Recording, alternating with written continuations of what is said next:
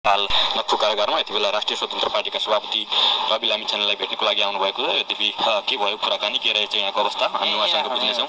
दसैँमा चाहिँ परिवार एकजना आयो भने चाहिँ दिने र टिका लगाउनु, नभए कसैलाई भेट्न पनि नदिने रे। भैरवामा पनि मैले भेटेको, मैले पोखरामा पनि रविदालाई भेटेको। पोखरामा भैरवामा पहिलो सरकारले जति दमन गरे त्योभन्दा नि धेरै दमन र त्योभन्दा नि अत्याचार चाहिँ अहिलेको सरकारले मलाई यहाँ म त नक्कु जेलमा रविदालाई भेट्न आएको छु। यहाँको जेलरले भेट्न दिएन, नम्बर पठाएर हुन्छ कसरी हुन्छ हजुरले मलाई भेट्ने व्यवस्था मिलाउनु पर्यो। म नक्कु जेलमा रविदालाई भेट्न आएको छु। अहिले यहाँ गृह मन्त्रालयमा मैले अब तपाईँ जो हुनुहुन्छ मैले के भन्नु पर्यो र मलाई यहाँबाट जेलरको नम्बर दिनु पर्यो, भेट्न दिनु पर्यो। 3 दिन भइसक्यो यिनीहरूले भेट्नै दिएन सर। ल यहाँ जेलरको नम्बर पत्ता लगाएर मलाई झ्याप्छु भेट्नु दिनु नर्मेन्ट मिलाइदिन्छ है। ल ल भर्खरै गृह मन्त्रालयको फोन गरेँ। हत्याराको जेल हाल्न भनेको थियो। पासपोर्ट रद्द गरेर म ठुलो काम गरेँ जस्तो लाग्छ। गरेको छैन केही त्यहाँ बसेर होइन। रवि दाई लगायत जति पनि यो मुद्दाहरू छन् उनीहरूको छानबिन हुनु पर्यो। सहकारी पीडित, लघुवित्त पीडित, मिटर ब्याज पीडितले पैसा अहिले पाउनु परेन सर। देश हाम्रो हामी बनाउन सक्छौँ, हामी गर्छौँ। सक्नुहुन्छ तपाईँ गर्नु, सक्नु भने आजै छोडिदिनुहोस्, दसैँमै छोडिदिनुहोस्। रवि दाईको लागि पनि जहिले पनि साथ दिएको, हरेक पल हरेक बेला साथ दिएको मान्छे हो। म सागर ढकाललाई पनि साथ दिनु, डडेलधुरा पुगेर उसलाई साथ दिएको मान्छे हो होइन। दुर्गा दाईलाई पनि साथ दिएको मान्छे हो होइन। किसानलाई पनि साथ दिएको मान्छे हो, डाक्टरलाई पनि साथ दिएको मान्छे हो, महावीर कुन दाईलाई पनि साथ दिएको मान्छे हो, कुलमान घिसिङलाई पनि साथ दिएको मान्छे हो। यो देशलाई जसले राम्रो गर्छ उसलाई साथ दिन्छु।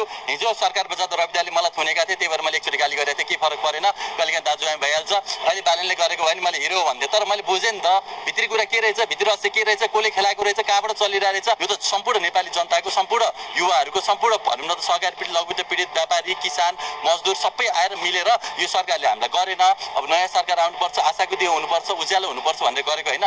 अहिले फेरि यस्तो गराउने, झन् अन्धकार बनाउने, जेनजीका सपना पुरा गर नि। ओपन च्यालेन्ज भयो। आजै संविधान संशोधन सुरु गर, प्रदेश सभा राष्ट्रिय सभा खारेज गर्न सक्छौ भने प्रत्यक्ष निर्वाचित कार्यकारी प्रधानमन्त्री फागुन 21 गते मेरै जन्मदिनको दिनमा घोषणा गर्छु। त्यही दिन गर्छु भनेर आत्मविश्वास छ। म गराउँछु, म गर्छु। यदि गर्न सक्दैनौ भने कार्तिक 14 गते मैले तिमीहरूलाई भनेकै छु, सबै कुरा भनेकै छु। 14 गतेसम्म सम्पूर्ण मागहरू पुरा भयो भने ठिक छ।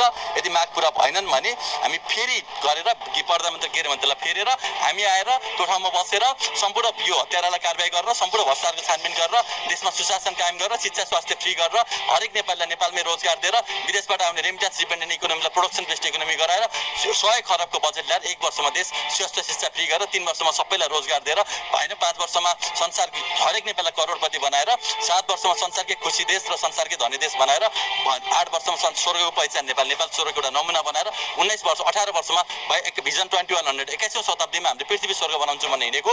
तिमी सक्छौ, देश बनाऊ, आजै बनाऊ। फेरि ढिला भइसक्यो, आजै बनाऊ। दसैँसम्म तिनवटा हत्याराले टिका लाउनु भएन। म टिका लाउँदिनँ भनेर मैले घोषणा गरेको छु शहीदका नाममा योपालि होइन। म भोलि भैरव स्थानमा गएर पूजा पनि गर्दैछु। आज पोखरा जाँदैछौँ, शहीद चोकमा हामीले त्यहाँनिर कार्यक्रमहरू गर्दैछौँ र बुटोल लगायत हामी देशभरि कर्णाली सुदूरपश्चिमको हरेक जिल्ला पुगेर त्यहाँ आत्मनिर्भर नेपाल महाअभियान, निरोगी नेपाल महाअभियान र राष्ट्र पुनर्निर्माण महाअभियानका लागि हामीले कामहरू गरिरहेका छौँ। यो देश बचाउन सक्छौँ, देश बनाउन सक्छौँ। ओपन च्यालेन्ज भयो। 3 दिनभित्र हत्यारालाई कारबाही गर, 1 महिनाभित्र फागुन 14 गतेभित्र तिमीले चाहिँ यो सम्पूर्ण भ्रष्टाचारका छानबिन कारबाही गरेर संविधान संशोधन 1 महिनाभित्र गर। यदि गर्न सक्दैनौ भने सुशीला कार्कीजी, बालेन शाहजी लगायत सम्पूर्ण त्यहाँ वरिपरि बसेका टिमहरू, ओमप्रकाशजी, हजुरले पहिलाको भन्दा पनि दमन गर्नुभएको छ, पहिलाको भन्दा पनि पीडा दिनुभएको छ। यहाँ तपाईँले यस्तो सरकारलाई, यस्तो सरकारको प्रमुखलाई आरोप लगाउनुभयो जसले हिजो रवि लामिछाने भित्र पर्दै गर्दा रवि लामिछानेलाई हेर्नुहोस् त फसाएको भन्नुहुन्थ्यो प्रधानमन्त्री सुशीला कार्कीले। त्यो न्यायिक निर्णयको काम भइरहेको छ होला। तपाईँले यति छिट्टै इन्डियन एम्बेसी र यो अमेरिकन एम्बेसी, दुईटा एम्बेसी मिलेर चाहिँ एउटा मात्रै यो जुन आफ्नो एजेन्ट छ नि त, लुसिफर छ नि त, उसलाई चाहिँ बनाउने, हिरो बनाउने, अरूलाई चाहिँ दिन नदिने भनेर उनीहरूको ग्रान्ड डिजाइन नभइरहेको छ। यो सबै कामहरू नेपालको कालापानी लिपुलेख लिम्पियाधुराको नक्साबाट हटाइएको छ, नेपालको नक्सा हटाइएको छ। यो कुनै पनि हालतमा सर्वम यो स्वीकार्य छैन। हामी मान्दैनौँ।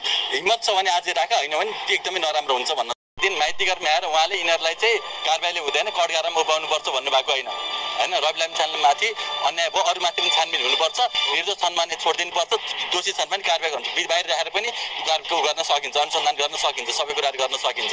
उहाँ आफैले भनेका कुरा, म उहाँको पुरानो बालनजीको नि म पुरानो मान्छे हो, आफ्नै मान्छे हो होइन। म सुशीला कार्कीको पनि एकदमै नजिकको मान्छे हो। 10 वर्ष अगाडिदेखि भद्रकुमारी घलेको कार्यक्रमदेखि, युवा संसद कार्यक्रमदेखि हरेक कार्यक्रममा सँगै गरेको, सँगै बसेको, सँगै सपना देखेको, सँगै यो विद्रोह गर्नुपर्छ भनेको सँगै तयारी गरेको, सँगै सफल गरेको र सँगै मिलेर सरकार बनाएको हो। तर सरकारको 21 दिनसम्म पनि, आज 21औं दिन हुँदा पनि, आज पनि हाम्रो भाइ बहिनीहरू साथीहरू मर्दै गर्दा पनि, आज हाम्रो घाइते साथीहरू अस्पतालमा छटपटाइरहँदा, कसैको आँखा गुमाउँदा, कसैको खुट्टा गुमाउँदा पनि उहाँहरूको जुन माग छ, उहाँहरूको जुन चाहना छ, उहाँहरूले जेका लागि यो बलिदान दिनुभयो, उहाँहरू जेका लागि चाहिँ यो त्याग गर्नुभयो, त्यसलाई कसैले पनि अपमूल्यन गर्ने प्रयास नगरोस्, त्यसलाई कसैले पनि धोका दिने प्रयास नगरोस्। नेपाल आमा जिउँदैछन्, पशुपतिनाथ जिउँदै हुनुहुन्छ, देश जिउँदैछ, युवा जिउँदैछन्, हामी जिउँदैछौँ।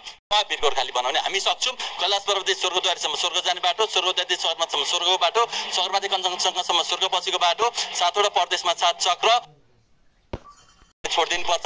दोषी छन् पनि कारबाही हुन्छ, बाहिर राखेर पनि गर्न सकिन्छ, अनुसन्धान गर्न सकिन्छ, सबै कुराहरू गर्न सकिन्छ।